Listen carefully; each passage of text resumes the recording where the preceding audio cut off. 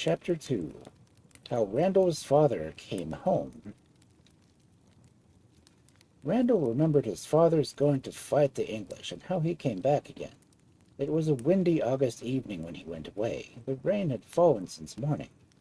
Randal had watched the white mists driven by the gale down through the black pine wood that covers the hill opposite Fairnilee. The mists looked like armies of ghosts, he thought, marching through the pines with their white flags flying and streaming. The sun came out red in the evening, and Randal's father rode away with all his men.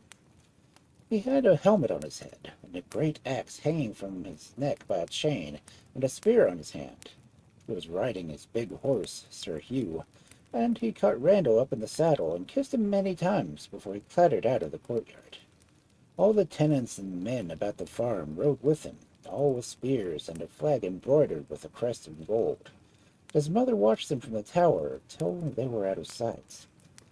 Randal saw them ride away, not on hard, smooth roads like ours, but along the green grassy track, the water splashing up to their stirrups where they crossed the marshes.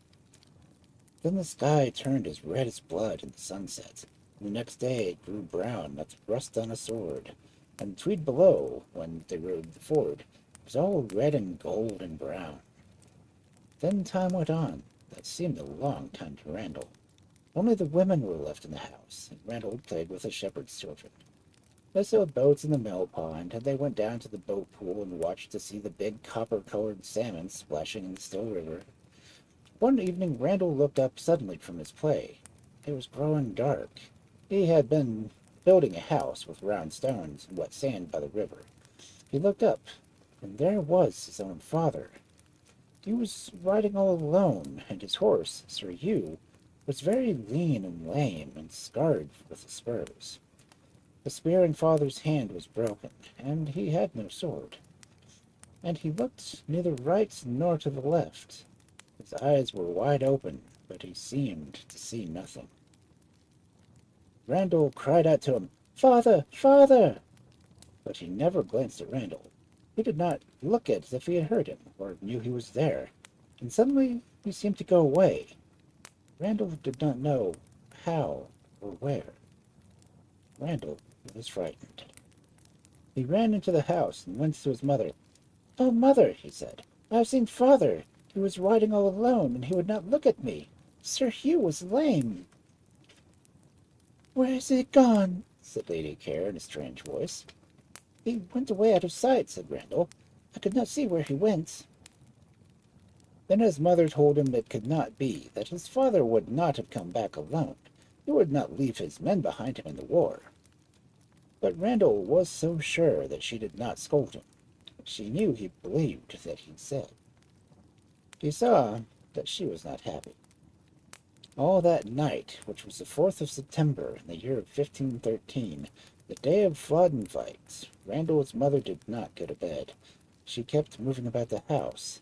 Now she would look from the tower window up to Tweed, and now she would go along the gallery and look down Tweed to the other tower.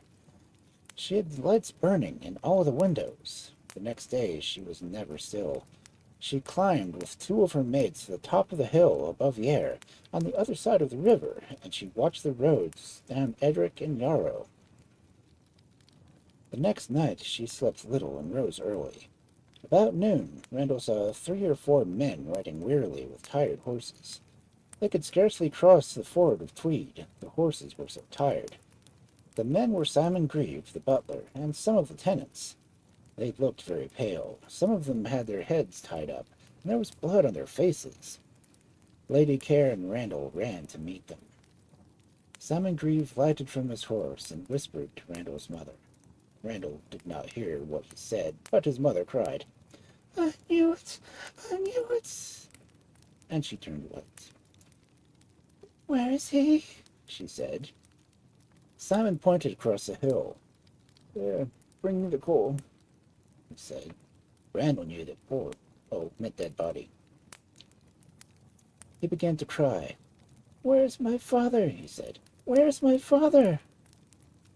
His mother led him into the house.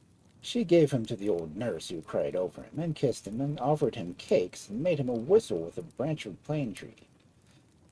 So in a short while Randal only felt puzzled.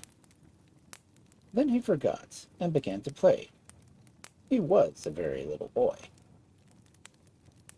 Lady Care shut herself up in her room, her bower, as the servants called it. Soon Randal heard heavy steps on the stairs and whispering.